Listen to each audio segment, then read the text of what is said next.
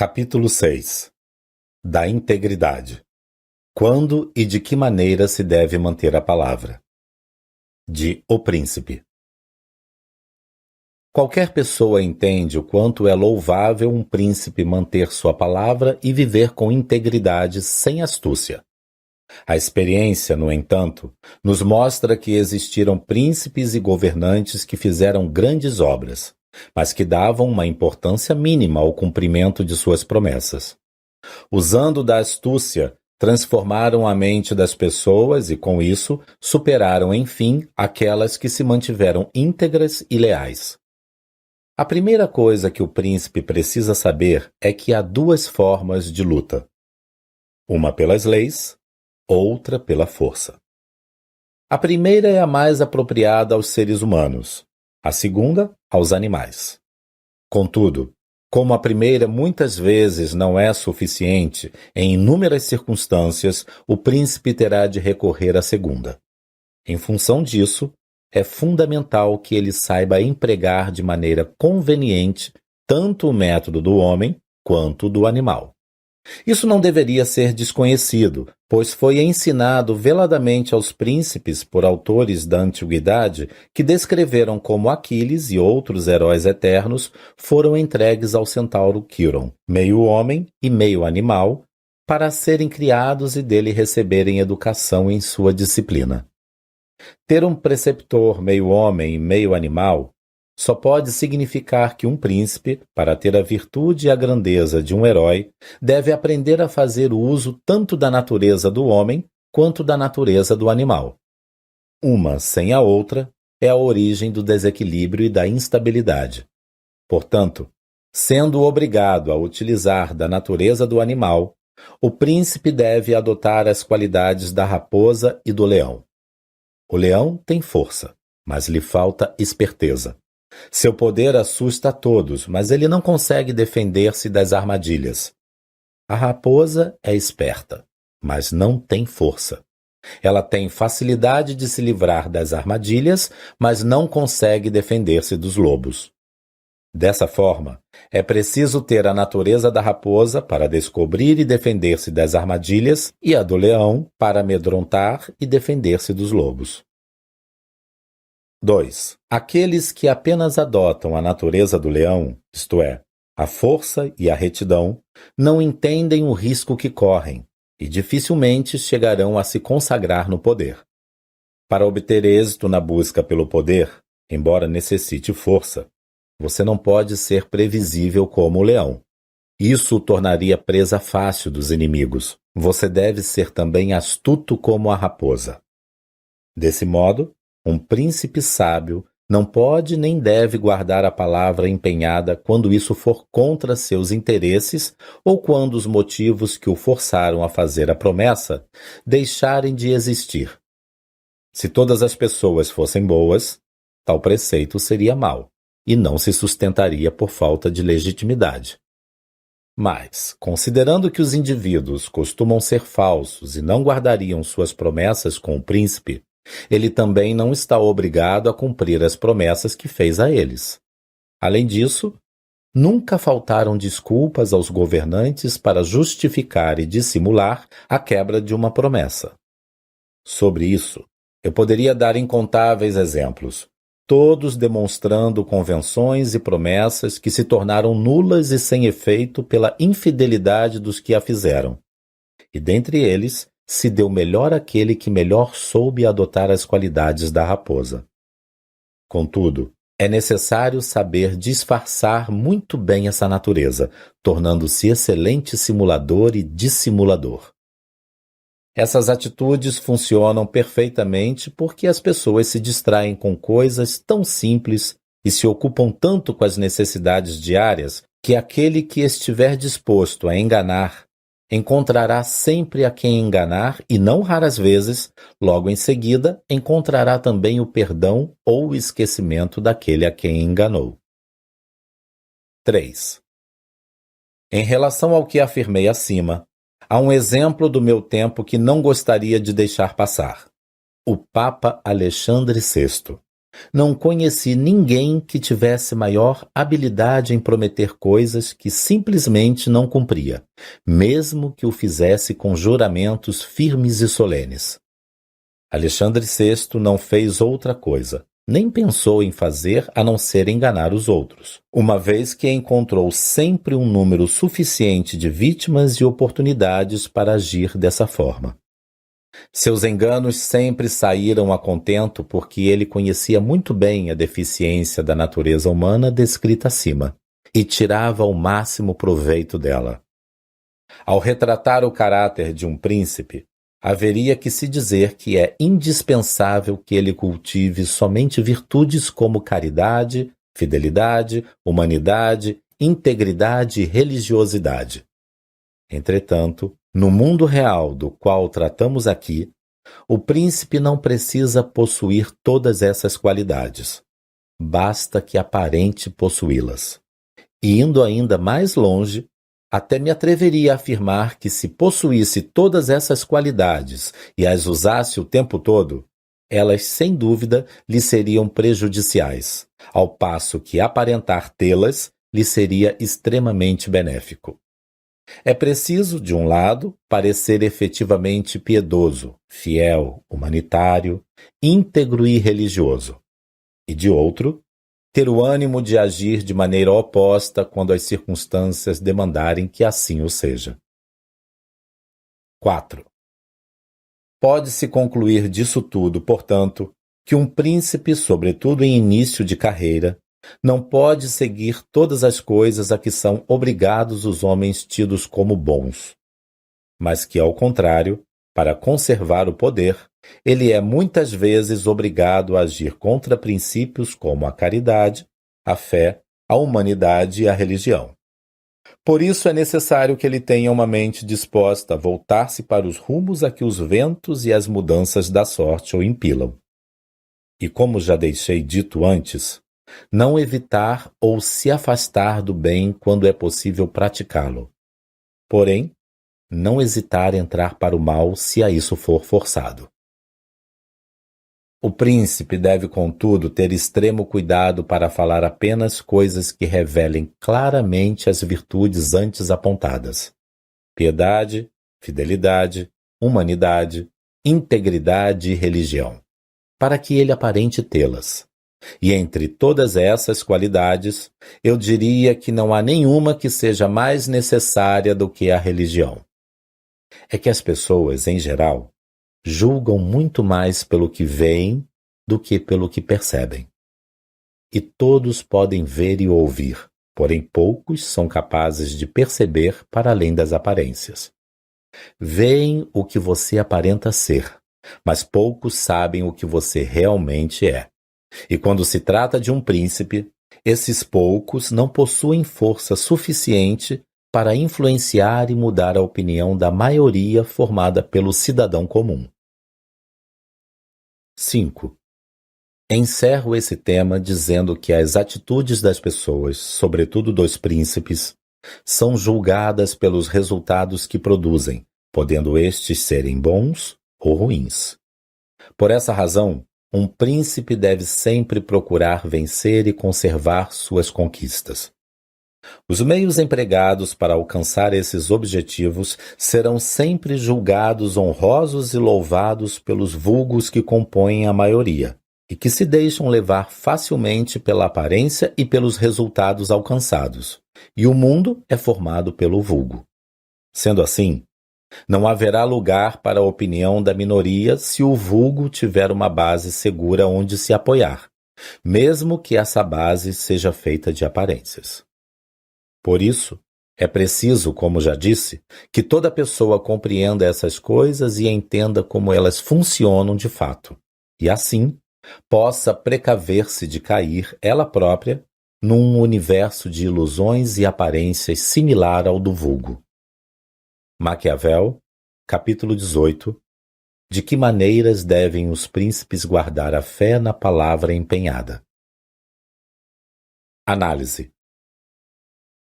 As palavras costumam nos confundir mais do que esclarecer. Na verdade, elas não passam de uma ferramenta de comunicação externa. raras vezes revelam o que de fato está escondido dentro das pessoas. Com facilidade, elas podem ser usadas para nos bajular, enganar, persuadir e manipular. A maioria de nós está em constante busca, tentando ser isto ou aquilo, alcançar determinado objetivo, conquistar um tipo de situação, evitar outro e assim por diante. Ao longo deste processo, aprendemos que a clareza e a transparência podem revelar fraquezas e vulnerabilidades, ou ainda despertar a mesquinharia, a inveja ou a ganância dos demais. Por isso, muitas vezes evitamos nos abrir completamente. Deixamos de falar toda a verdade contando pequenas mentiras no intuito de nos proteger. Superficialmente nos esforçamos para parecer honestos, civilizados, decentes, generosos e justos. Mas sabemos que se seguirmos essas virtudes ao pé da letra, se jogarmos o jogo direto e abertamente, nossas chances de vencer serão pequenas, porque na certa seremos vítimas de especuladores e massacrados por adversários mais inescrupulosos. Além disso, sabemos também que, sendo sempre honestos e diretos, insultaremos muita gente, porque a verdade, em geral, é a maior ofensa. Sendo assim, fingimos e disfarçamos. Fazemos de conta que não queremos nada, escondemos nossa verdadeira intenção. Vivemos em duplicidade. Em vez de dizer o que verdadeiramente pensamos, falamos o que o outro quer ouvir, criando um enorme faz de conta, um teatro de aparências. No palco, tudo parece calmo e sob controle, perfeitamente em ordem. Mas no palco, as pessoas deixam de lado quem de fato são para representar determinados papéis.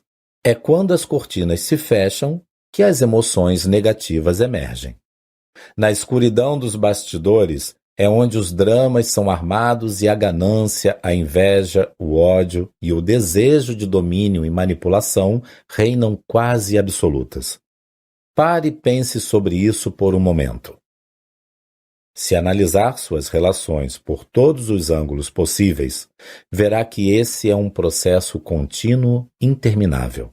E a maioria de nós está satisfeita com ele, porque esse processo, no fundo, nos dá a sensação de proteção. Mas o que você não pode, como vimos no capítulo 1, é ignorar as coisas como elas são. Por isso, se você busca poder, sucesso e liderança, não seja ingênuo a ponto de deixar conduzir apenas por palavras e aparências. Você precisa entender que a maioria dos indivíduos usa as palavras para se defender, para dissimular suas verdadeiras intenções e despistar você do que elas realmente pensam, sentem e desejam. Estudos convincentes apontam que, num processo de comunicação regular, menos de 20% do que na realidade importa é dito de forma direta, através de palavras. Repito, menos de 20%. Portanto, a partir de hoje, empenhe-se para conhecer as pessoas num nível mais profundo. Não se perca em distrações e aparências. Vá além das palavras dos outros.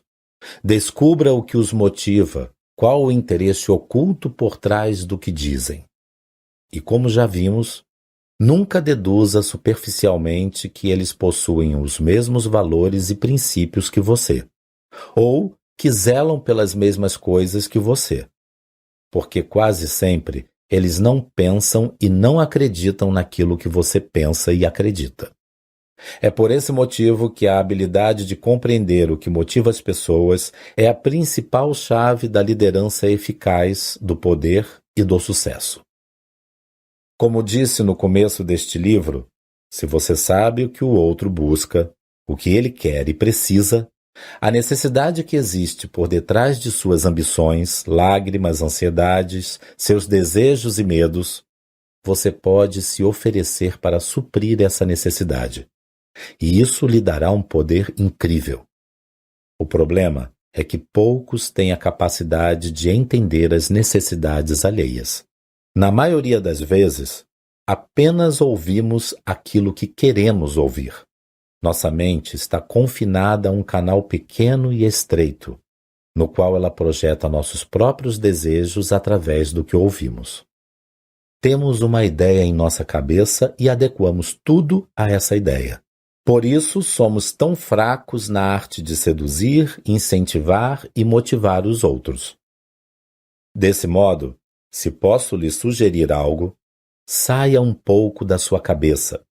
Se desapegue por instantes das suas ideias e dos seus sonhos, das suas necessidades e obsessões pessoais, e mergulhe na mente das pessoas à sua volta. Procure enxergar a interioridade delas, ir além do que elas dizem, entender e transcender o desejo vago e raso que elas manifestam. Investigue a compulsão por detrás de suas ações superficiais. Descubra o que elas realmente querem e ajude-as a conquistá-lo. Se você fizer isso, obterá tudo o que quiser e muito mais. Mas não espere. Comece a colocar essa estratégia em prática hoje mesmo e observe como, com o tempo, você fará progressos tremendos na arte da persuasão e da influência. Capítulo 7. Das coisas que se deve evitar: ódio e desprezo. De O Príncipe. Alguém que deseja o poder precisa agir conforme vimos até aqui, mas ter a habilidade de fazê-lo de tal forma que isso não o torne odiado ou desprezado pelo povo. Sempre que conseguir ter esse tipo de atitude, estará seguro com o cumprimento de seu dever e, de certo, não encontrará grandes obstáculos nas demais áreas onde possa ter defeitos. O que faz um príncipe ser odiado, sobretudo, como expliquei antes, é se apropriar direta ou indiretamente dos bens daqueles a quem lidera. Quando sentem que sua propriedade e sua honra são respeitados pelo príncipe, a maioria das pessoas se mostrará satisfeita com ele. Uma vez que o príncipe siga esse princípio, apenas deverá ter o cuidado de combater a ambição de um pequeno grupo, o que pode ser feito de muitos modos e com certa facilidade. Outra coisa que o torna desprezado são atitudes que o fazem parecer leviano, covarde e irresoluto. Por isso, ele deve evitar essas características com a mesma cautela com que o navegante evita um rochedo. Suas atitudes e sua postura devem mostrar seriedade e segurança. Aos olhos de quem o observa, suas decisões precisam parecer irrevogáveis para que ninguém pense em enganá-lo, e tampouco insista em querer fazê-lo mudar de ideia. O príncipe que conseguir fazer com que o povo tenha essa opinião sobre ele, adquire grande estima e reputação. E quem goza de grande estima e reputação, dificilmente torna-se vítima de conluios. Ao saber que o príncipe possui grande admiração do povo, seus adversários pensarão 2 vezes antes de atacá-lo em público, ou mesmo de conspirar contra ele em segredo. Além disso, ele precisa ter 2 cuidados: um interno, da parte de seus súditos, e outro externo, dos adversários e poderosos que não simpatizam com sua liderança. Das forças externas, ele deverá se defender com boas armas e bons aliados. E uma vez que tem armas, sempre terá bons aliados. As questões internas, por seu turno, estarão em paz sempre que as externas estiverem sob controle, a menos que a situação já esteja conturbada por algum tipo de conspiração. Por isso, o príncipe deve sempre manter o controle sobre as relações externas. Pois mesmo quando as coisas externas ameaçam se voltar contra ele, se estiver preparado, tiver tomado as precauções que já descrevi e não perder a cabeça, estará em condições de resistir a qualquer tipo de agitação. 2. Vale sempre repetir, como citado acima, que um dos remédios mais eficientes que existem contra as conspirações é não se tornar odiado e desprezado pelas massas.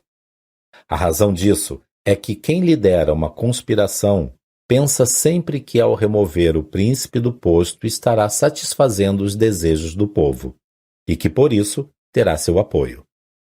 Se o conspirador perceber, no entanto, que ao tentar remover o príncipe do cargo estará ofendendo o povo, certamente não terá coragem de agir, pois sabe que então as dificuldades contra as quais teria de lutar seriam infinitas. A história nos mostra que já houve muitas conspirações, mas poucas com êxito. Isso acontece porque o conspirador raramente consegue agir sozinho e só encontrará aliados naqueles que estiverem desgostosos com o príncipe. Um fato curioso que nem sempre é levado em conta é que, quando se trata de uma conspiração, assim que alguém revela suas intenções a um descontente, está dando a ele razões para seu contentamento. Denunciar o próprio conspirador, pois ao denunciar o conspirador, o descontente pode esperar inúmeras recompensas, todas, com certeza, maiores do que as possíveis vantagens que teria unindo-se ao conspirador.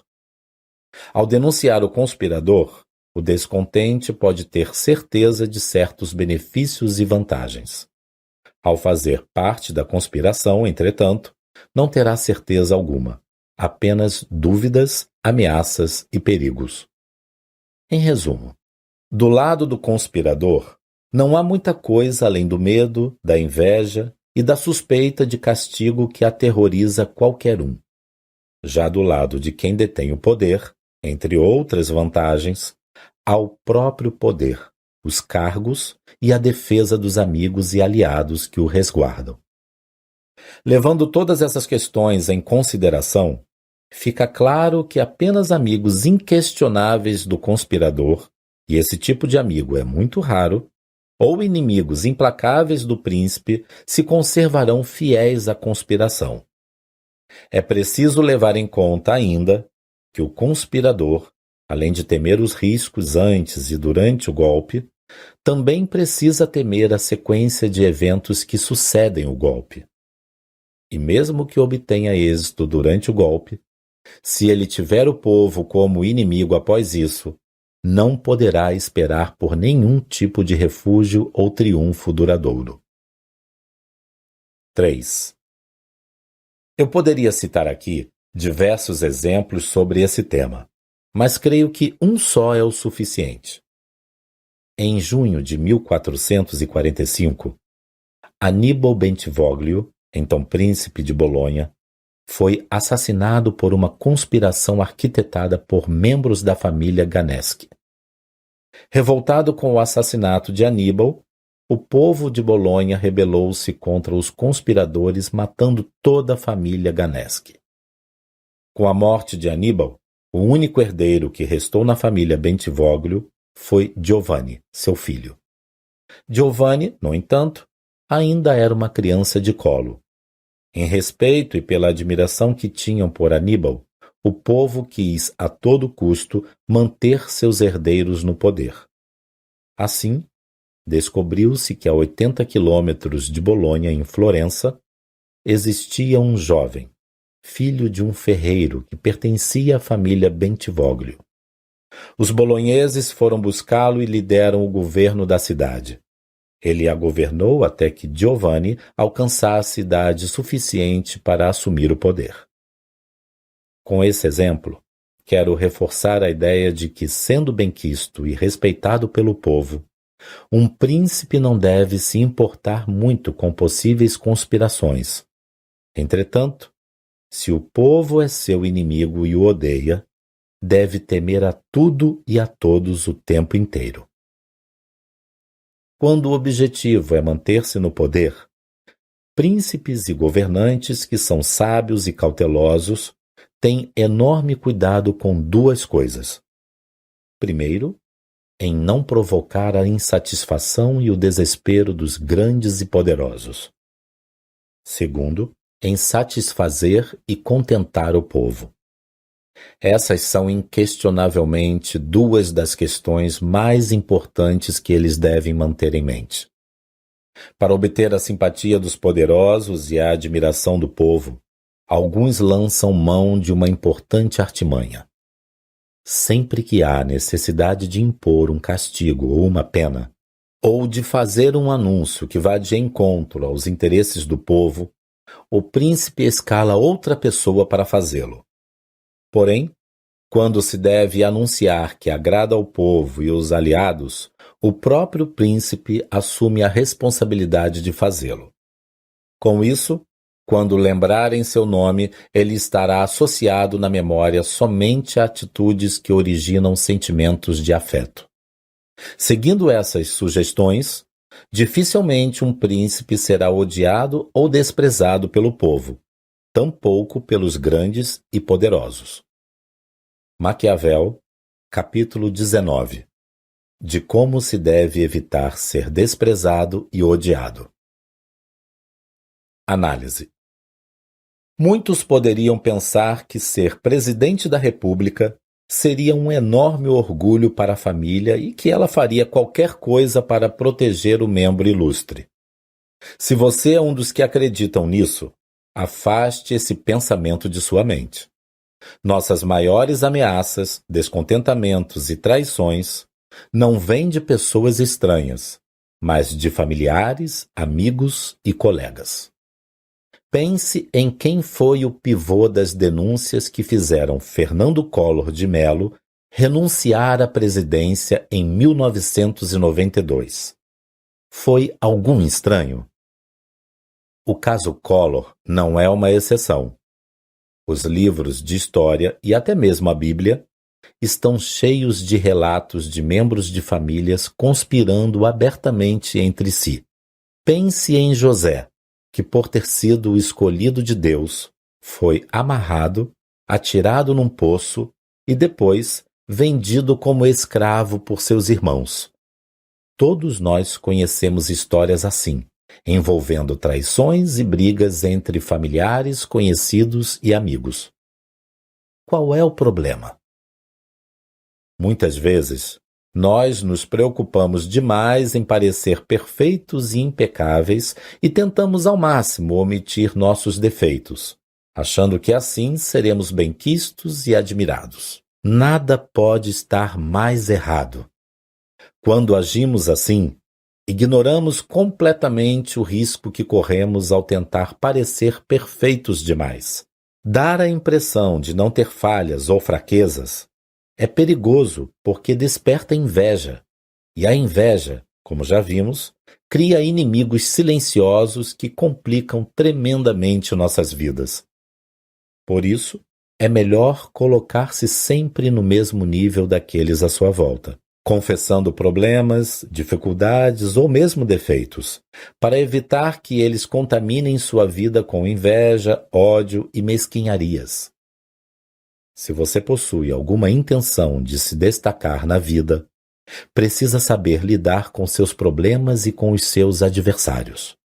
Um líder deve ter claro que a melhor resposta para pequenos incômodos e provocações é o desprezo e a indiferença.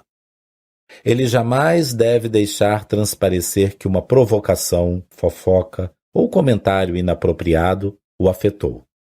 Isso colocaria em xeque seu poder, sua autoridade e, por fim, sua superioridade sobre aquele que o está provocando ou desafiando. Há um princípio do qual você não pode fugir. Sempre que você der atenção demasiada a uma pessoa, ela passará a influenciá-lo em certo sentido. Essa influência coloca o outro no mesmo nível em que você está. Suas escolhas, decisões e atitudes passam a levar em conta os movimentos do outro. E com isso, você perde a iniciativa. É o outro, através das ações dele, que passa a definir o que você fará. Ao abrir sua consciência, ao tornar-se sensível às ações de outra pessoa, mesmo que seja apenas para responder ao ataque dela, você está se abrindo à influência desse alguém. Não há como fugir disso. Essa é a dinâmica natural do processo das interações. Por outro lado, ao ignorar uma provocação, você desarma e anula a intenção do oponente, por não dar espaço para que ele execute sua estratégia de ataque, e assim, você o exclui do processo de interação. Ignorar e desprezar a tentativa de outras pessoas em chamar sua atenção com provocações e acusações tem um tremendo poder, porque um dos motivos pelos quais elas fazem isso é chamar sua atenção. E ao ignorá-las, você não reconhece sua legitimidade em atacá-lo e desdenha de sua força e poder. Com isso, não alimenta a discussão. Neste caso, você fica com a iniciativa. Então, a partir de hoje, adote essa regra. Ignore as fofocas e provocações. Indiferença e desprezo são a arma dos poderosos. É você que decide se alguma coisa vai incomodá-lo ou não. Você pode desenvolver a habilidade de desprezar aquilo que não gosta, decidindo que o assunto é algo fútil, raso e insignificante demais para merecer sua atenção. Capítulo 8. Dos assessores e assistentes. De O Príncipe. A escolha dos secretários e assessores é tarefa de extrema importância para o príncipe. O nível de qualidade desses indivíduos, se eles são adequados ou não para cada cargo, depende diretamente de sua sabedoria. Por isso, a primeira impressão que se tem a respeito da inteligência e capacidade do príncipe resulta da observação daqueles que ele tem à sua volta.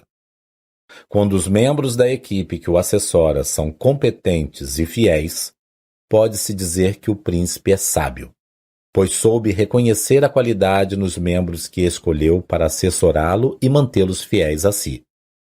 Do contrário, sempre se deve suspeitar das habilidades do príncipe, pois terá cometido um erro grave numa tarefa de extrema importância.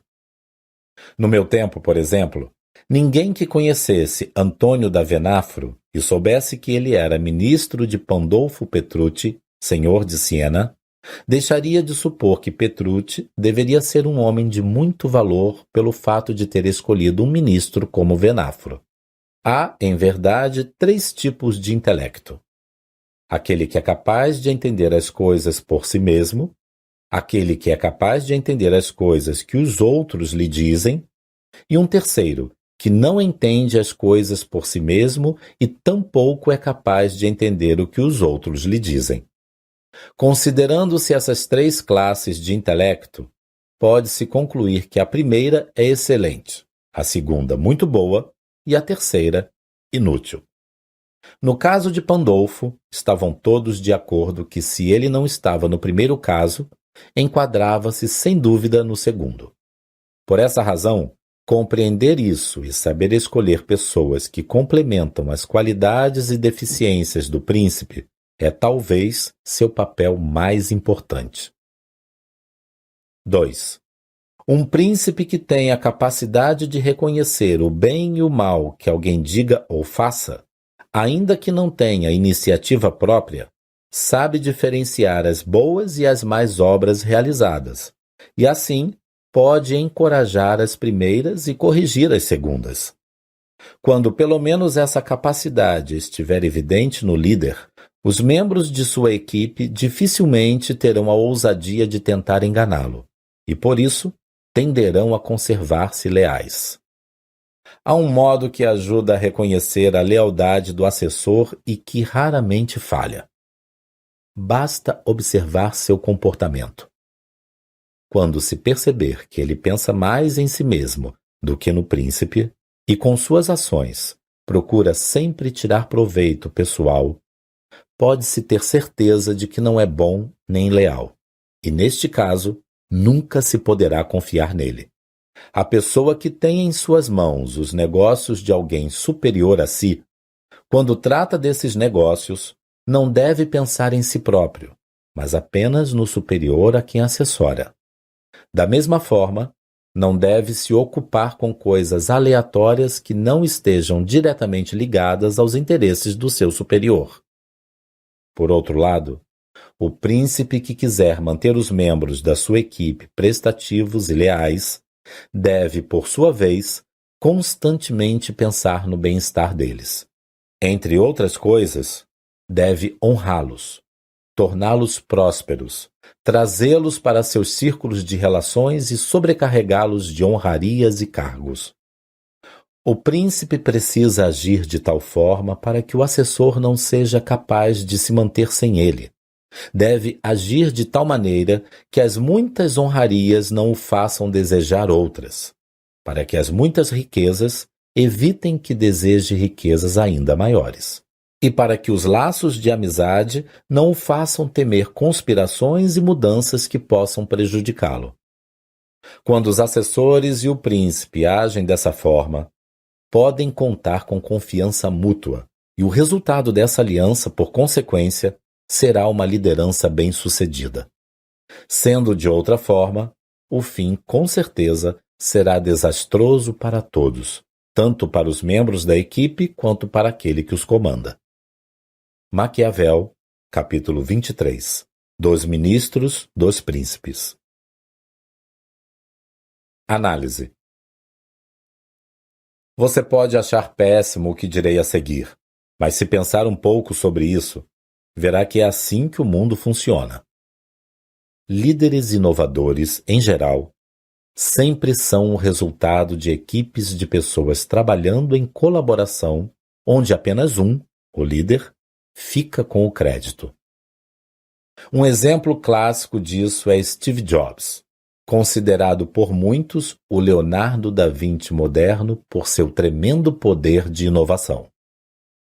Jobs levou os créditos pelo Macintosh, mas quem fez a maior parte do trabalho foi Steve Wozniak.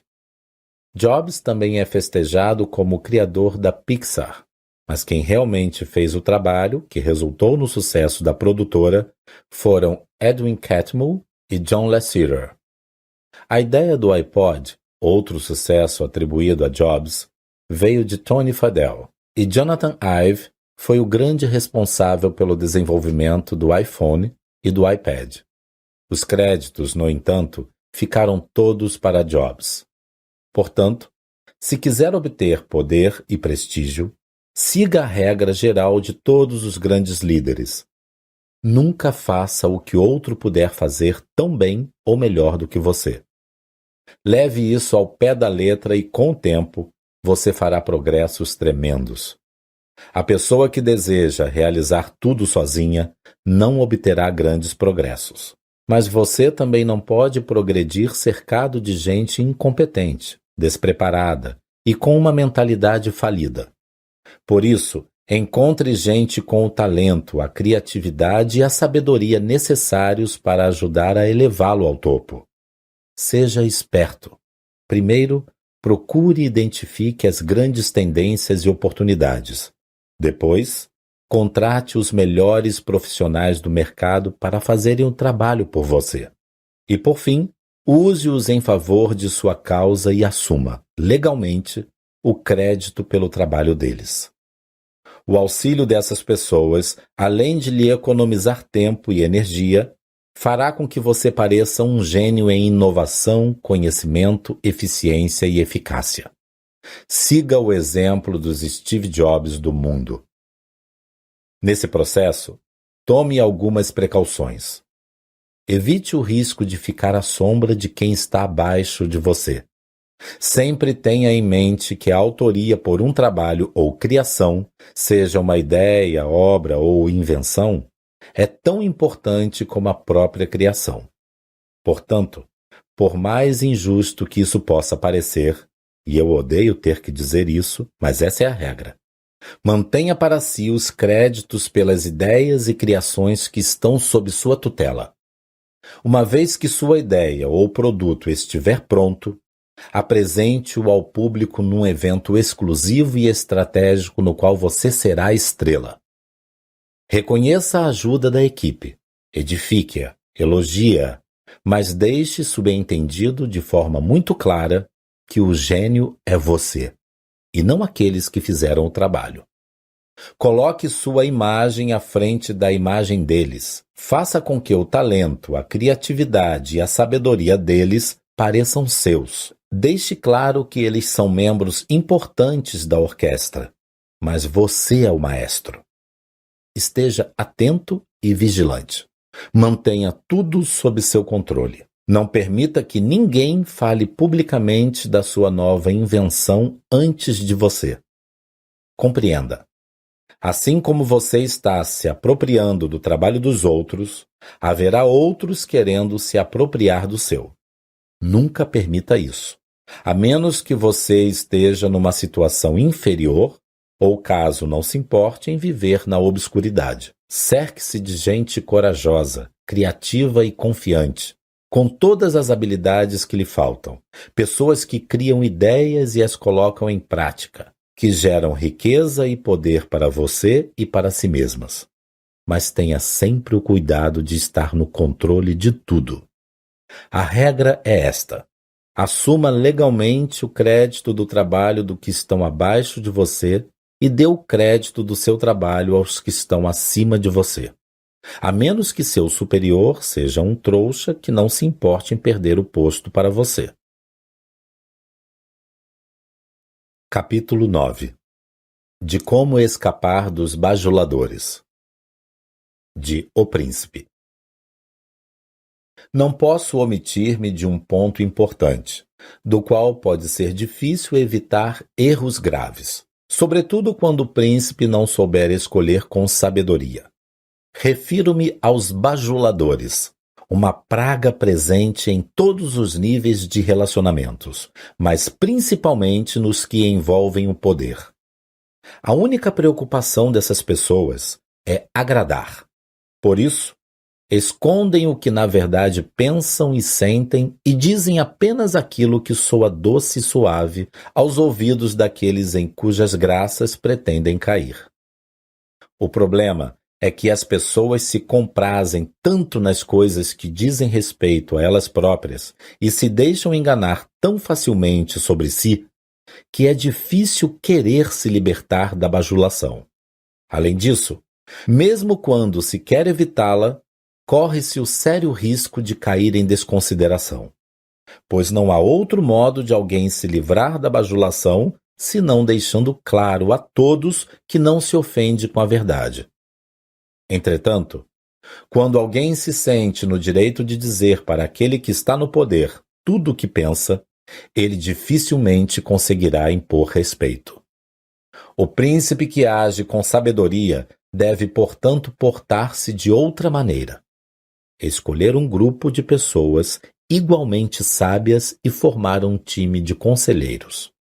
E a eles, e só a eles, deve dar o direito de dizer-lhe a verdade. Porém, somente sobre as questões cujo esclarecimento ele solicitar, nada além.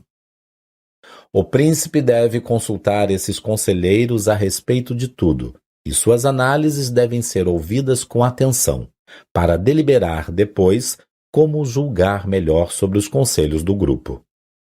Contudo, o príncipe deve comportar-se de modo que seus conselheiros percebam que, com quanto mais liberdade falarem, mais facilmente suas opiniões serão aceitas. Fora esse grupo de conselheiros, ele não deve ouvir nenhuma outra pessoa. Quando falar ou debater questões publicamente, há de ir direto ao assunto e se manter firme em suas posições. Se não seguir essa regra, o príncipe será enganado pela opinião dos aduladores, ou mudará demais seu parecer, passando uma imagem de inseguro e confuso, o que resultará em falta de respeito e confiança. 2. Quero a este propósito trazer um exemplo importante. O bispo Lucas, homem de confiança do imperador Maximiliano. Referindo-se a sua majestade, Lucas disse que Maximiliano não se aconselhava com ninguém, mas também não confiava nunca somente no seu próprio juízo. Isso acontecia porque o imperador não seguia o conselho que descrevi acima. Sendo um homem discreto, Maximiliano não discutia seus planos com ninguém e também não pedia opiniões. No momento, porém, de pôr em prática as suas deliberações, as pessoas à sua volta imediatamente apontavam seus problemas e falhas, fazendo-o reconhecer seus equívocos e voltar atrás nas suas decisões. Resultado disso é que as coisas que ele fazia num dia, destruía no outro. Além do que, não havia modo de saber quais as pretensões de fato do príncipe. Tampouco se podia contar com suas decisões, mesmo depois de serem tomadas, o que afetou drasticamente sua liderança. Um príncipe sempre deve buscar conselhos antes de tomar suas decisões. Mas esses conselhos devem ser solicitados por ele, e apenas quando ele achar necessário, não quando os outros os quiserem dar. Para ser ainda mais incisivo, é aconselhável, inclusive, que ele proíba as pessoas de lhe oferecerem conselhos sem que ele os solicite. O príncipe sábio pergunta muito e ouve pacientemente. E ao perceber que alguém, por medo ou por qualquer motivo, não lhe fala a verdade, deve mostrar abertamente o seu desprazer. 3. Muitos entendem que o mérito dos príncipes que adquirem reputação de sábios não é deles, mas sim dos conselheiros que eles escolheram para os auxiliarem. Pensar assim é ingênuo, porque é regra geral que um príncipe que não é sábio por si mesmo, tampouco será se bem aconselhado, a menos que não faça valer sua opinião própria e costume acatar os conselhos de um só conselheiro, muito sábio, que lhe aponte sempre o caminho a seguir. Este caso pode acontecer, mas duraria pouco, porque o conselheiro sábio, que neste caso é quem de fato governa, em pouco tempo lhe tomaria o posto. Ao aconselhar-se com mais de um, porém, alguém que não seja sábio não conseguirá tirar uma conclusão sensata dos diferentes conselhos do grupo, nem saberá harmonizá-los. Cada conselheiro terá em mente seus próprios interesses, e o príncipe precisará saber interpretá-los pelo que cada um representa, bem como tirar o melhor juízo a respeito.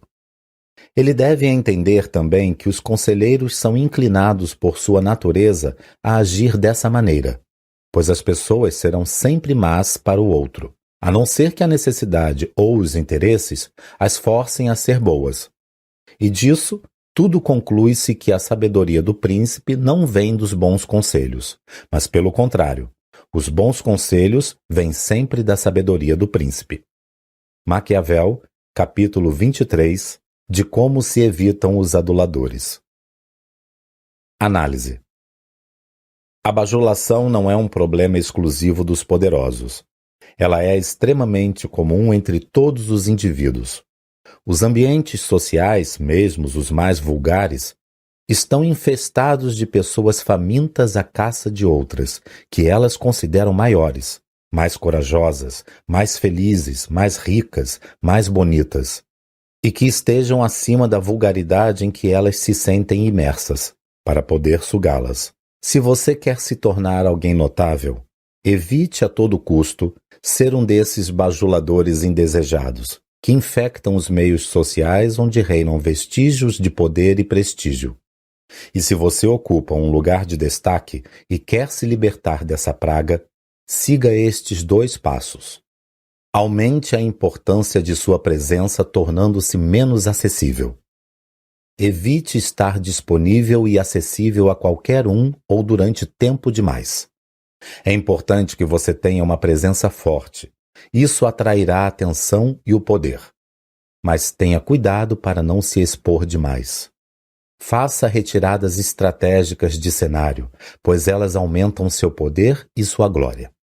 O que é raro e de difícil acesso torna-se cobiçado, admirado, valorizado e desejado. O que está constantemente à nossa disposição torna-se comum e em algum momento perde a importância. Quando as pessoas começarem a tratá-lo como alguém familiar, possivelmente será por você estar exagerando na sua exposição e elas logo cansarão da sua imagem. você está perdendo o prestígio, o encanto e a magia que tinha, e logo será tratado como uma pessoa qualquer. Para evitar esse tipo de desgaste, dificulte o acesso. Faça com que os outros valorizem sua presença como algo raro e especial. Faça-os ansiar pela sua presença. Para isso, evite se perder entre o ordinário, tornar-se invisível pelo óbvio, ou cair no esquecimento por preguiça ou timidez. No momento certo, retire-se de cena para não se tornar um ponto comum na vida dos demais. A exposição exagerada fará com que as pessoas percam a admiração e o respeito por você. Torne-se um mestre da imprevisibilidade. Tenha posições claras e firmes, mas evite a todo custo tornar-se previsível. Nunca deixe claro qual será seu próximo passo. Crie uma aura de mistério à sua volta. Carregue sempre uma carta na manga e introduza-a no jogo quando os demais menos esperarem. Faça tudo estrategicamente. Abra de propósito uma lacuna no seu plano. Crie uma deficiência visível a qualquer um. Provoque a curiosidade dos outros e também o desejo de antecipação em suas mentes. Faça-os pensar que você está sem saída. E então, com suspense, apresente a solução. Tire a carta da manga e magicamente preencha a lacuna que deixou aberta. Use todas as armas para seduzir, encantar e até mesmo, quando necessário, intimidar com o seu silêncio. Faça isso e as pessoas morrerão por você. Não se distraia com pensamentos bobos. Tenha sempre certeza. É isso que grandes líderes fazem. Um vídeo que se tornou famoso mostra Barack Obama entrando no avião sem cumprimentar o segurança que fazia guarda no pé da escada da aeronave. Após sumir por alguns segundos no corpo da aeronave, Obama retorna, desce as escadas, cumprimenta o guarda e volta a entrar no avião. Tudo feito estrategicamente, tudo planejado, e o povo vai à loucura com o extraordinário caráter do líder americano. E esse não é o único. Existem dezenas desses vídeos circulando por aí. A lógica de suspender as pessoas com sacadas assim é essa. Ao adivinhar seu próximo passo, as pessoas se sentem superiores a você e acreditam estar no controle da situação porque sabem o que você fará em seguida. Por isso, sempre que necessário, confunda-as sobre o que você pensa. Mostre-se capaz de fazer manobras. Planeje seus movimentos de maneira que você as surpreenda. Quebre as expectativas delas. Assim, você manterá seu respeito e despistará os bajuladores de plantão, que são covardes demais para conviver com o imprevisível. Capítulo 10. Da fidelidade daqueles que nos ajudam a conquistar o poder. De O Príncipe. As pessoas trocam de governante pensando sempre em melhorar. E essa crença leva-as a se erguer contra seu governante atual para substituí-lo. Ao trocar de governante na tentativa de melhorar, muitas vezes enganam-se e percebem pela experiência própria terem piorado. Alguns, pelos mais diversos motivos, não gostam do príncipe. Outros, que o ajudam a tomar o poder, o fazem por interesses próprios. Auxiliando-o a chegar ao topo, eles próprios esperam subir pelo menos alguns degraus. Assim, são seus inimigos todos os que se julgam ofendidos com o fato de você estar ocupando o poder. E também não considere amigos os que ali o colocaram, porque você não poderá satisfazer as expectativas deles de acordo com o que eles esperavam. Você não poderá ignorá-los ou desprezá-los por estar comprometido com eles. E ainda que o faça, deve cuidar para não se tornar por eles odiado. Por esse motivo, no meu tempo, Luís XII, rei de França, ocupou Milão com rapidez e a perdeu com uma rapidez ainda maior. A população que abrira as portas ao rei, dando-se conta de seu erro, logo revoltou-se contra ele. 2. Um príncipe sábio, por isso, não pode apenas ocupar-se com o presente, Ele precisa ter a habilidade de prever circunstâncias futuras e, se preciso, preveni-las com máxima perícia, de tal modo que seja fácil corrigi-las. Não deve permitir que os acontecimentos se delineiem por conta própria para depois querer corrigi-los. Quando é assim, muitas vezes o remédio não chega a tempo, o que torna a doença incurável. Médicos afirmam sobre a tuberculose que, no início, sua cura é fácil, mas é difícil diagnosticá-la. Em estágio mais avançado, é fácil diagnosticá-la, mas difícil curá-la. Acontece o mesmo em relação ao poder. Diagnosticando-se os males com antecedência, o que é concedido apenas aos príncipes sábios, logo dá-se a cura. Mas quando ignorados, eles aumentam a ponto de todos os conhecerem, mas não há mais como remediá-los. O desejo de conquista é uma característica natural e comum nas pessoas, e aqueles que podem satisfazê-lo serão louvadas sempre e raramente recriminadas. Mas não o podendo e querendo fazê-lo a qualquer custo, de certo cometerão um erro e deverão ser impedidas. Tira-se daí uma regra geral que não costuma falhar. Quando um é causa do poder de outro, facilmente arruína-se. Por isso, uma vez no poder, o príncipe deve a todos considerar, amigos e inimigos, mas não pode depender de nenhum deles. Sendo sábio, não deve permitir que nenhum, nem o outro, determine o destino de sua liderança, tarefa que é de responsabilidade unicamente sua. Por isso, ele precisa sempre ter o controle da situação, saber que se encontra só no poder e perceber qualquer sinal de infidelidade.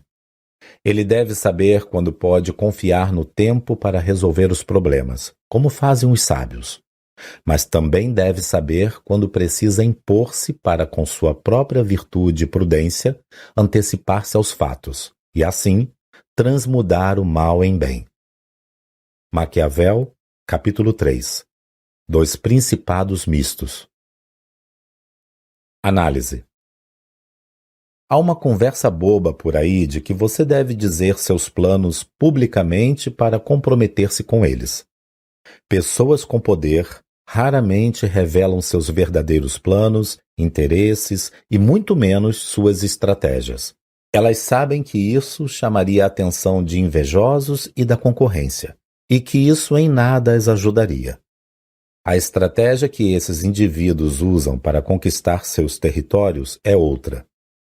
Pequenas atitudes, avanços lentos, quase imperceptíveis, que levemente nos chamam a atenção, provocando mais a curiosidade do que qualquer outro sentimento.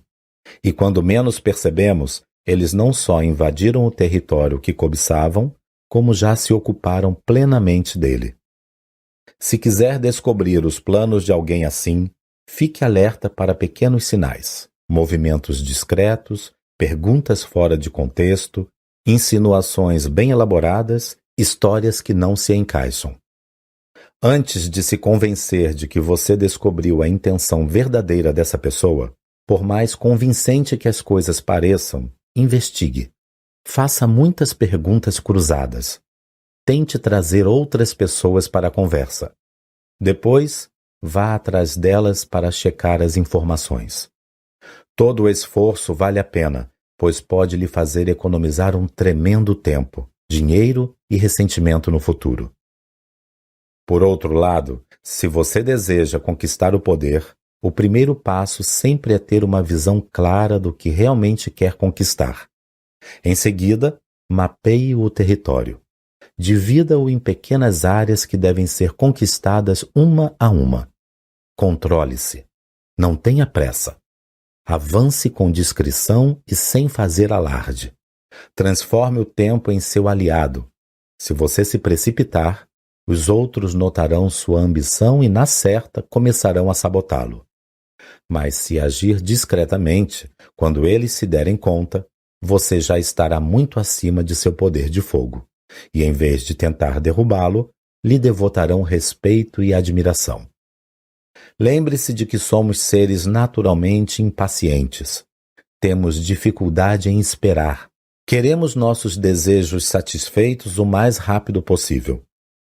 Isso é uma deficiência crônica e muito séria, porque nos torna vulneráveis a nossas emoções. Fazemos escolhas sem pensar e, com isso, limitamos nossas opções, nos metendo muitas vezes em encrencas desnecessárias. Um pouco de paciência, por outro lado, nos proporciona enormes vantagens, porque expande imediatamente nossas possibilidades. Ela nos permite analisar todas as opções e buscar oportunidades escondidas. Em vez de saltar de um negócio para o outro, você economiza seu tempo e sua energia para o momento certo. Você terá tempo para refletir, para tirar vantagem sobre os erros dos outros e analisar possíveis saídas diante dos obstáculos. Se fizer isso, você encontrará caminhos lucrativos onde outros apenas veem problemas e adversidades. Capítulo 11. Das alianças e apoios. Quando aliados são benéficos ou não. De O Príncipe. Alguns príncipes, para manter o poder sobre seus domínios, desarmaram seus cidadãos. Outros os armaram. Alguns estimularam a divisão de seus domínios. Outros nutriram inimizades, incentivando-os a combaterem-se mutuamente.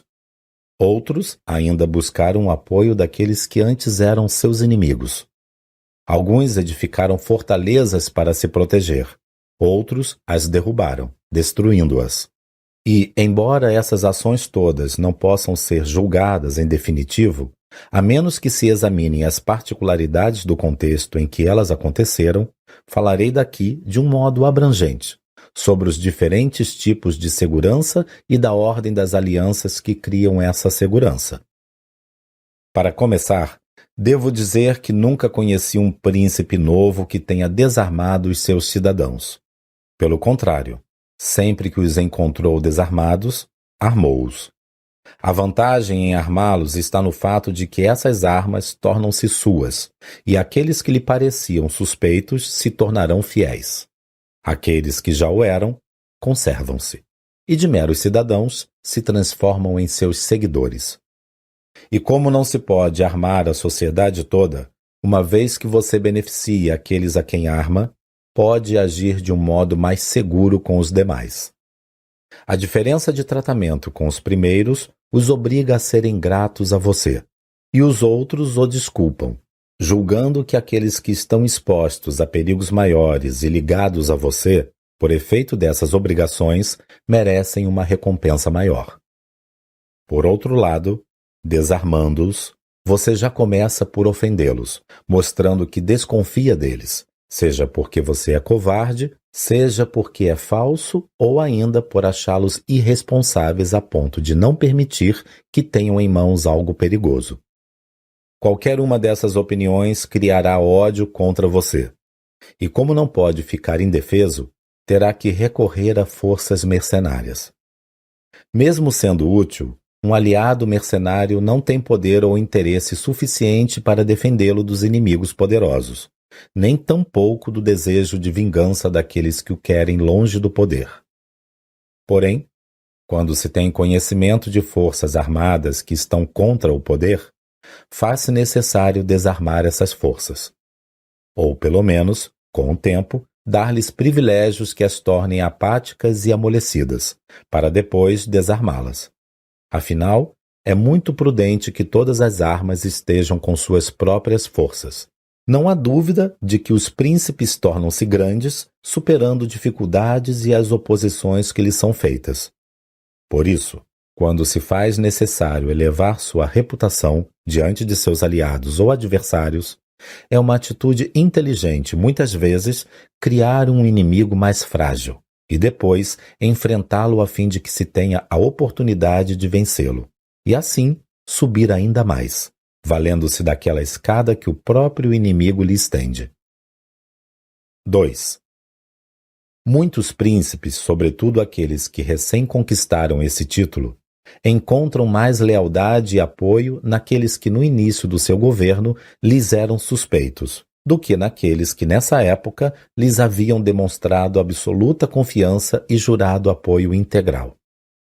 Um exemplo era Pandolfo Petrucci, senhor de Siena. Petrucci dirigia o Estado mais com o auxílio daqueles que um dia infundiram-lhe suspeita do que com os outros em quem tivera confiança. Mas sobre isso, não é possível estabelecer regras gerais, pois essas alianças e esse tipo de apoio variam muito de acordo com as circunstâncias de cada caso. Contudo, sobre esse tema, posso afirmar o seguinte: será sempre facílimo para um príncipe aliciar aquelas pessoas que lhe eram hostis na origem de seu governo, se elas precisarem de apoio para manter-se, pois elas farão um esforço enorme para provar sua lealdade e anular pelas ações aquela péssima opinião que imaginam que o príncipe tem a seu respeito. Assim, ele poderá obter mais benefícios de seus antigos adversários do que daqueles que, por ter demasia segurança ou mesmo por ambição, negligenciam os interesses do príncipe. Por exigência do próprio tema, considero ainda importante lembrar a um príncipe que tenha subido ao poder pelo apoio popular a conveniência de refletir sobre que motivos moveram aqueles que o auxiliaram a agir em seu favor. Em geral, esses motivos são dois: a afeição natural pelo príncipe ou o descontentamento com o governo anterior. Se o príncipe foi levado ao posto pelo descontentamento ao governante anterior, será muito difícil conservar o apoio do povo, pois será quase impossível que possa de fato vir a contentá-los. Examinando com atenção a causa disso e considerando os exemplos das coisas antigas e modernas, percebe-se que é muito mais fácil conquistar a simpatia daqueles que estavam contentes com o governo anterior e que por isso o príncipe num dado momento teve inimigos, do que aqueles que, com ele descontentes, se fizeram aliados do príncipe atual auxiliando na ocupação do posto. Maquiavel, capítulo 20. Se as fortalezas e muitas outras coisas que a cada dia são feitas pelo príncipe são úteis ou não. Análise. A necessidade move o mundo. Se você não tem nada o que faça ser extremamente necessário para o outro, ele o deixará de lado no primeiro obstáculo que se impuser entre vocês dois. Mas se você se tornar indispensável para o outro, se preencher as lacunas de suas deficiências e de suas fraquezas, desenvolverá enorme poder sobre ele e, na certa, poderá obter tudo o que quiser dessa pessoa. E quando aquilo que o outro tem a lhe oferecer em troca de seu trabalho não for mais o suficiente, sempre haverá alguém disposto a pagar mais por sua competência. Portanto, encontre uma maneira de fazer dependentes de você aqueles que o mantêm onde você está. Entenda. Na verdade, ninguém é indispensável, mas você precisa fazer com que aqueles que dependem de você acreditem que você é. Torne seu produto tão necessário na vida deles que, se você cogitar sair delas, eles não terão ninguém à altura para substituí-lo. Sirva-os de tal modo que, caso você ameace renunciar ao seu posto, tudo o que eles vejam diante de sua renúncia seja problemas, dificuldades e prejuízos. Sua desistência ou mesmo dispensa deve representar um desastre ou até mesmo o fim de jogo para eles. Quanto maior a dependência deles, maior será a sua liberdade. Uma pergunta fundamental que você deve fazer é: o que verdadeiramente me separa da maioria? Para obter poder, você precisa ter algo, alguma habilidade ou qualidade que o separe da massa comum.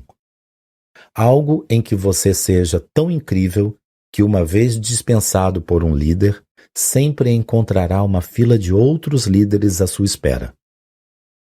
Pense nisso. Escolha uma atividade e se especialize nela.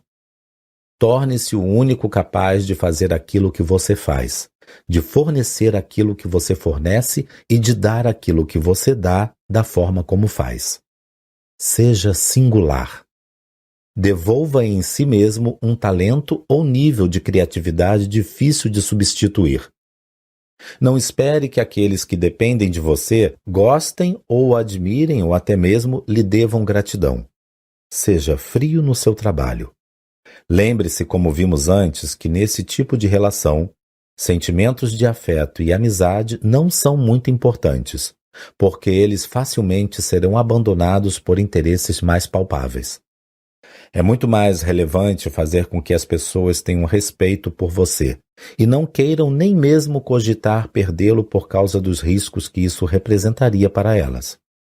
Compreenda, em termos profissionais, é melhor que os outros dependam de você pela sua capacidade, pelo medo das consequências que perdê-lo representaria, do que por amizade, simpatia, gratidão ou generosidade.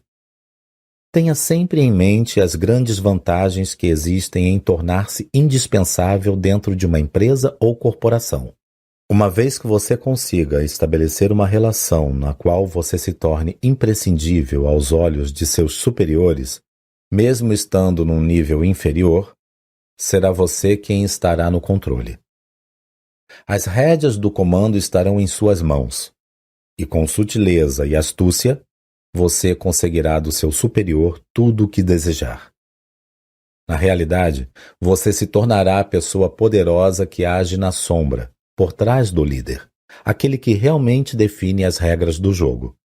E neste caso, o poder estará com você, e não com seu superior. Por isso, nunca seja leviano nas suas relações. Descubra um vácuo, um espaço essencial que esteja vazio e o preencha com sua competência. E aos poucos, firme sua posição. Construa a influência que com o tempo o tornará imprescindível. Assegure-se de que você seja indispensável. Caso contrário, mais cedo ou mais tarde, aparecerá alguém melhor do que você, com qualidades superiores às suas, e você será rebaixado do seu posto ou, se preciso, dispensado sem qualquer hesitação. Capítulo 12. Dos tipos de liderança e das suas vantagens e desvantagens. De O Príncipe. Se considerarmos os desafios com os quais se deve contar para manter um Estado recém-conquistado, causará espanto o fato de, tendo Alexandre Magno, rei da Macedônia, conseguido em poucos anos derrotar as tropas de Dário III, tornar-se senhor absoluto da Ásia e morrido logo em seguida a conquista daqueles territórios, o povo da Ásia não ter se revoltado com os sucessores de Alexandre Magno, como seria de se esperar.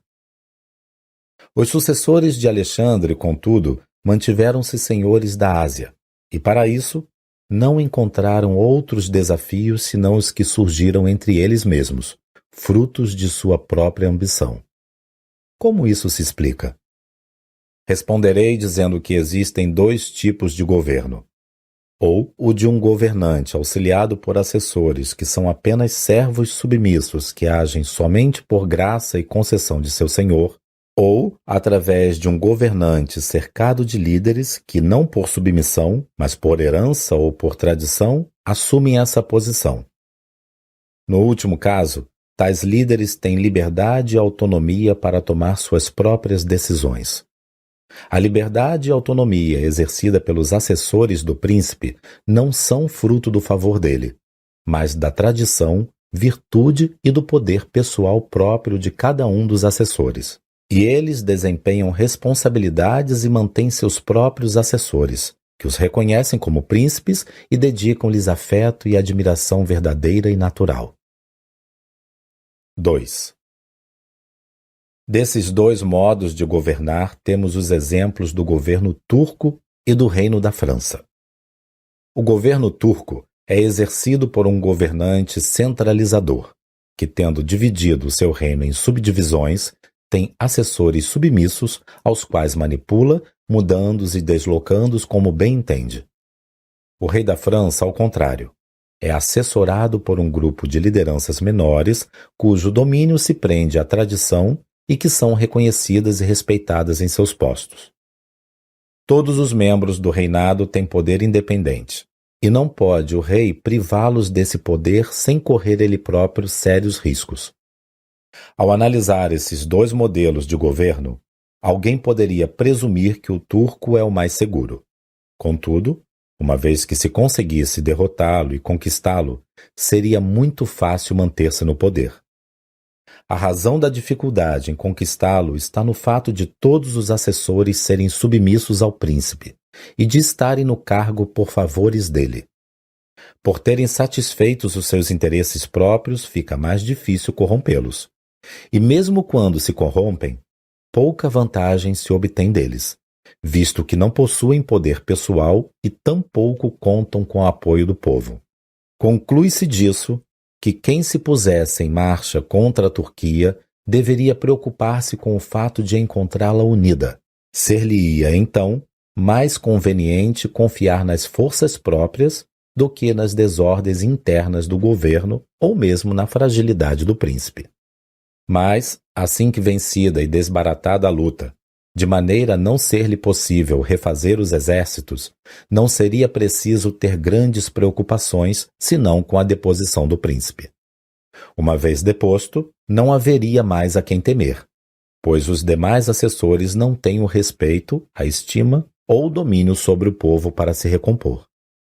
E do mesmo modo que antes da vitória não podia se esperar nada deles em busca da conquista do Estado, depois da conquista, nada se tem a temer. O oposto acontece nos reinos que a França governa. Neles, é possível entrar com facilidade pela aliança com algum barão do reino, pois existem sempre descontentes ou gente ambiciosa por tomar o lugar de quem está no comando. Esses barões facilmente podem ser convencidos a ajudar a abrir o caminho e facilitar a vitória sobre o governante que está no posto. O difícil, contudo, estará em se conservar nele. E não apenas os que você oprimiu criarão dificuldades nesse sentido, mas também aqueles que de início o auxiliaram. Não basta, nesse caso, extinguir o príncipe, uma vez que restarão os barões que logo se tornarão as cabeças de novas rebeliões. E não sendo possível contentá-los, lhe tomarão o Estado assim que tiverem uma chance. 3. Com isso fica clara a resposta para a pergunta feita no início do capítulo. Considerando-se a natureza da liderança de Dário III, podemos perceber que ela é semelhante à do governante da Turquia.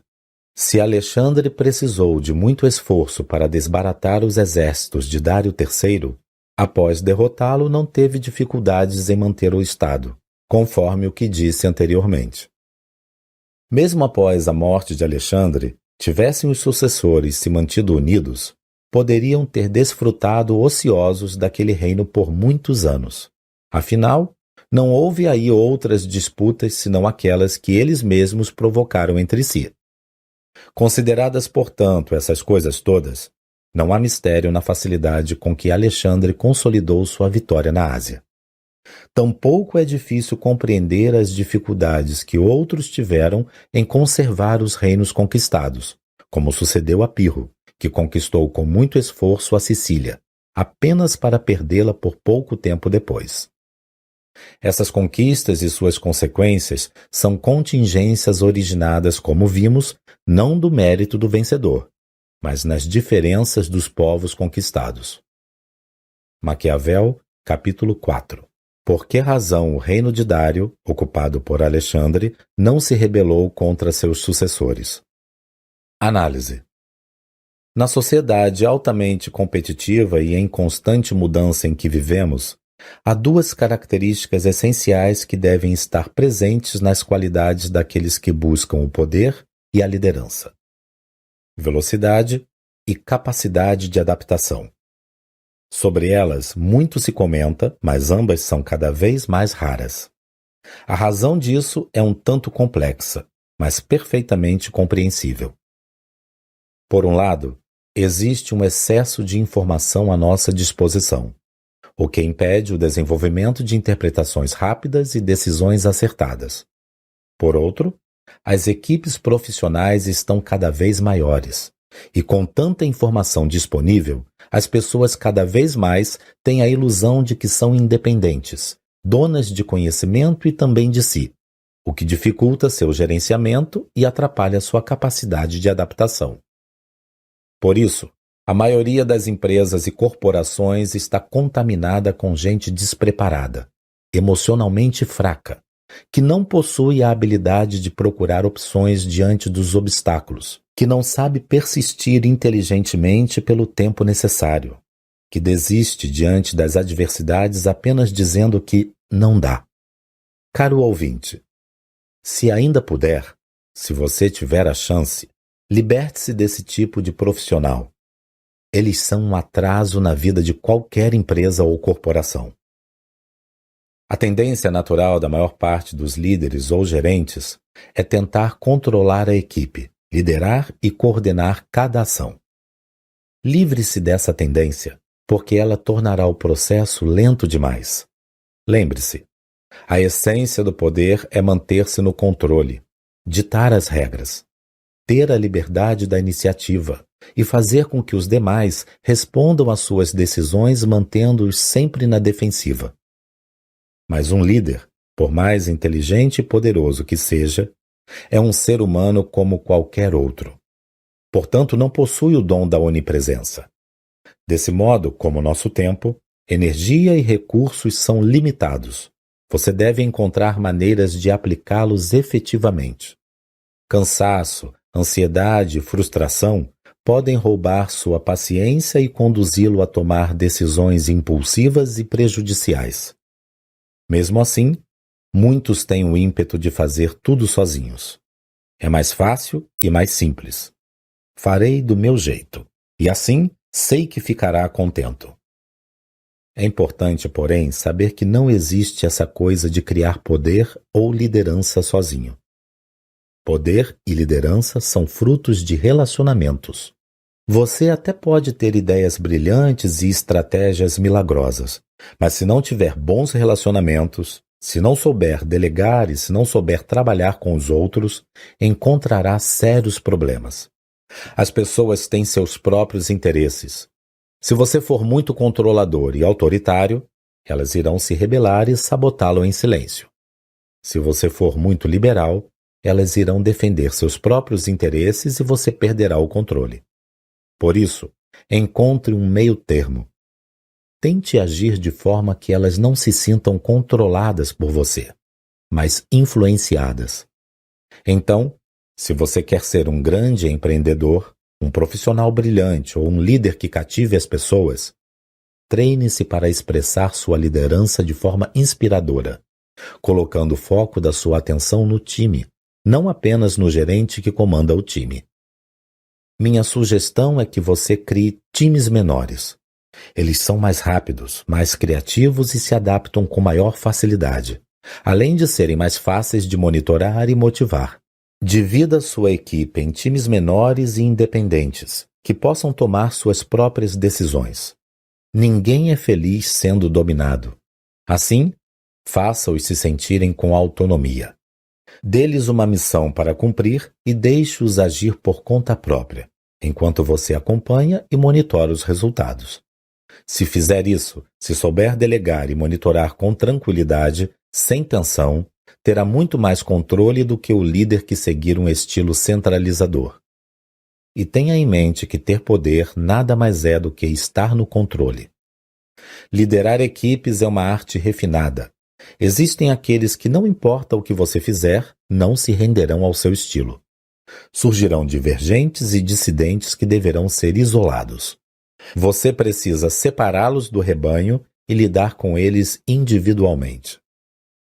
Nesse processo, é necessário que você tome algumas precauções. Se em algum momento você tiver que se encontrar com um de seus dissidentes, nunca vá até ele. Pelo contrário, faça-o ir até você. Todos temos reservas limitadas de tempo e de energia. Não desperdice o seu indo ao encontro de seus adversários. Quando você o força a agir, quando o obrigar a ir ao seu encontro, além de se manter no controle, mostrando seu poder e sua autoridade, você economiza tempo, energia e diminui as reservas de energia e o tempo dele. Além disso, estará em seu campo de batalha durante o enfrentamento. O líder que faz com que o outro venha até ele mostra que tem mais poder e respeito. É importante que você cuide para não confundir ações agressivas com ações eficazes. Na maioria das vezes, a ação eficaz não é a agressiva, mas a passiva. Aprenda a esperar, manter-se calmo e aguardar que seus adversários mordam a isca que você preparou. Desenvolva paciência. Pessoas agressivas logo perdem o controle. A pressa costuma impedi-las de ver as consequências de suas atitudes e as induz a cair nas armadilhas de alguém mais esperto, estratégico e calmo que elas. Aprenda, portanto, a dominar suas emoções. Nunca permita que elas dominem você. Ódio, raiva, inveja e medo nunca são bons conselheiros. Por isso, se possível, faça com que seus adversários e concorrentes hajam enseguidos por suas emoções, enquanto você apenas vigia seus passos, conduzindo-os pelo caminho que você desejar. Capítulo 13. Dos que alcançam o poder pela popularidade. De O Príncipe. Considerando, porém, os meios que já vimos, existe ainda outra maneira de conquistar um Estado e chegar ao poder: pelo favor dos concidadãos. Para conquistar o Estado por esse meio, não se faz necessário grande mérito ou sorte, mas uma venturosa astúcia. São dois os caminhos pelos quais se conquista um Estado ou se chega ao poder por esse meio: pelo desejo próprio do povo ou pela graça dos poderosos. Em todas as cidades podem-se encontrar exemplos dessas duas tendências. A razão disso é que o povo não deseja ser governado, e tampouco oprimido pelos poderosos, e estes, por sua vez, querem governar e oprimir o povo. Tal poder é concedido ao príncipe pelo povo, ou pelos grandes, conforme a intenção de cada um. Quando os poderosos percebem que não podem resistir ao povo, passam a criar e elevar a reputação de um de seus escolhidos, e o elevam ao poder, para sua sombra poder satisfazer suas ambições. O povo, do mesmo modo, ao perceber que não consegue resistir à força dos grandes, passa a criar e a elevar a reputação de um concidadão, e o eleva ao poder para defender-se sob sua autoridade. Entre essas duas tendências, aquele que alcança o poder auxiliado pelos grandes mantém-se com maior dificuldade do que aquele que é eleito por vontade popular. A razão disso é que aquele auxiliado pelos poderosos estará cercado de muita gente que lhe parece igual, e a qual deve favores, e por isso não pode comandá-la nem agir como quiser. Contudo, aquele que alcança o poder pela vontade do povo acha-se só, e ao seu redor não tem ninguém, ou só alguns poucos que não estejam dispostos a obedecê-lo. Além do mais, não se consegue honestamente contentar os grandes sem ofender os pequenos. Porém, o povo pode ser satisfeito sem que se ofendam os poderosos, porque o desejo do povo é mais honesto do que o dos grandes. Estes desejam oprimir, e o povo, por sua vez, apenas não quer ser oprimido. O príncipe não pode se sentir seguro diante da hostilidade popular, pois o povo é composto de muitos e não há como controlá-los. Contudo, com relação aos poderosos, pode, porque estes sempre são poucos.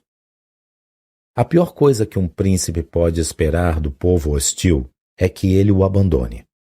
Por outro lado, da inimizade dos poderosos não só deve temer que o abandone, como também que o ataquem, pois estes possuem uma visão mais abrangente da situação, maior astúcia e sempre têm tempo de se salvar, procurando aliar-se aos prováveis vitoriosos. O príncipe necessita também estar e viver sempre com o povo, podendo perfeitamente prescindir dos poderosos, porque está em suas mãos poder aumentar ou reduzir sua inteligência e prestígio. 2. E, para elucidar esta parte, irei classificar os poderosos em dois grupos principais: aqueles que agem de modo independente e não se opõem ao seu estilo de liderança, e aqueles que, ao contrário, se opõem a tudo que você faz. Os que agem de forma independente não se mostram parasitas nem predadores, você deve respeitar e honrar. Os outros, aqueles que não simpatizam com você, precisam ser observados sob dois aspectos. Se procedem assim por covardia ou por algum defeito natural de caráter. Neste caso, você deverá tirar proveito deles, sobretudo se possuem capacidade de dar-lhe bons conselhos, porque em tempos de prosperidade eles o honrarão, e nos adversos não haverá razão para temê-los. Quando, porém, não simpatizam com você e o contrariam de modo deliberado e por ambição, tome cuidado, pois essa é uma prova de que pensam mais em si mesmos do que em você. Esse tipo de indivíduos deve ser observado e tido como inimigo declarado, porque, infalivelmente, na adversidade farão qualquer coisa para ver sua ruína. Quem chega ao poder pelo favor popular precisa manter-se amigo do povo. E isso, na certa, não será difícil, pois, como já disse, tudo o que o povo deseja é não ser oprimido. Aquele, porém, que chega ao poder contra a opinião popular, pelo auxílio e favor dos poderosos, deve, antes de qualquer coisa, procurar conquistar a simpatia do povo, o que também será uma missão fácil. Basta mostrar que sua liderança está comprometida com o bem-estar e a proteção deles. E como as pessoas simpatizam e apegam-se mais quando recebem benefícios de quem esperavam apenas o mal, o povo torna-se mais amigo desse príncipe e fiel a ele do que aquele que foi elevado ao poder pelo seu favor. E isso pode ser obtido de muitos modos, dos quais não se pode deduzir uma regra exata, porque variam de acordo com as ocasiões. Nabis, príncipe de Esparta, enfrentou as tropas de toda a Grécia e ainda do exército romano, contra os quais lutou arduamente em defesa de seu poder e de seu estado. E quando o perigo o ameaçava, não havia ninguém dentro de Esparta que se opusesse a ele, ou a quem ele tivesse que temer, o que seria impossível se Nabis não tivesse o povo como seu amigo. O príncipe não deve permitir que alguém o convença do contrário, recitando aquele provérbio que diz que aquele que se apoia no povo tem alicerces de barro. Isso talvez seja verdadeiro quando um cidadão comum acredita que o povo o libertará quando estiver em apuros com seus inimigos ou com a justiça. Tratando-se, no entanto, de um líder que saiba comandar e com coragem suficiente para resistir às adversidades, que se atente às precauções básicas e que tenha como conduta transmitir confiança ao povo, dificilmente será enganado por ele. E quando tiver sua simpatia, notará que seus alicerces se fortaleceram.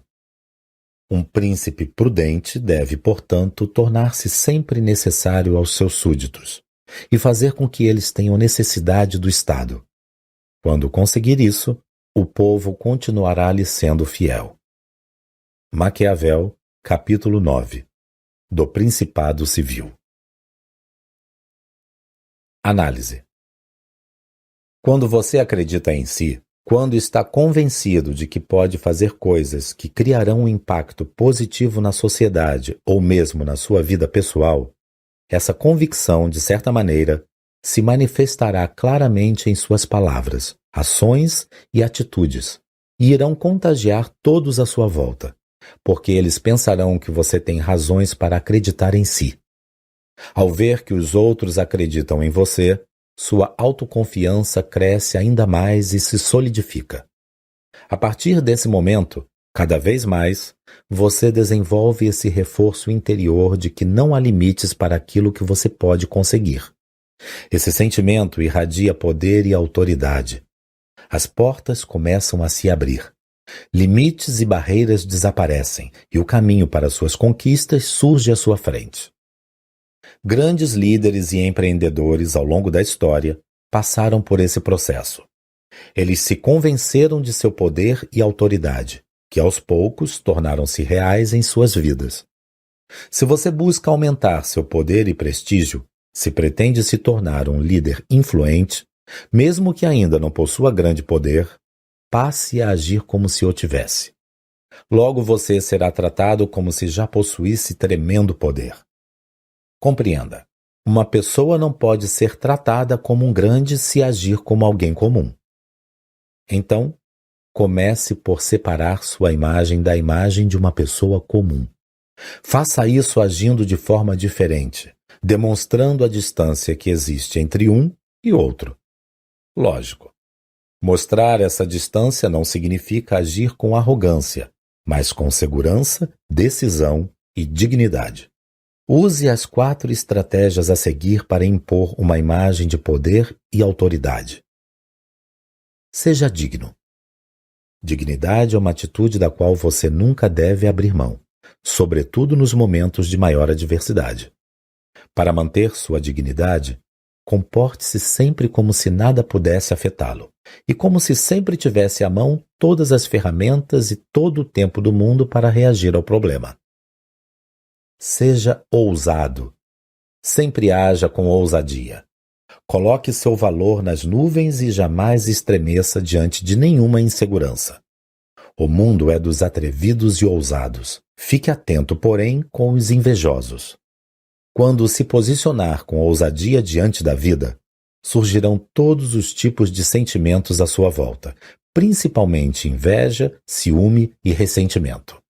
Ignore-os. Você não pode viver o tempo todo se preocupando com as emoções alheias. Defina seu caminho e siga em frente. Não negocie com mensageiros. Procure sempre o líder maior. Nunca aceite negociar com seus assistentes ou mensageiros.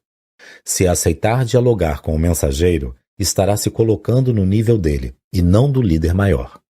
Mas ao aceitar dialogar apenas com quem está no topo, você imediatamente se coloca no mesmo nível dele. Ao negociar apenas com o líder, você assume o poder de um líder. Seja generoso com o líder mais poderoso que você. Lembre-se sempre dos 3 reis magos que até hoje são lembrados por terem presenteado o menino Jesus recém-nascido.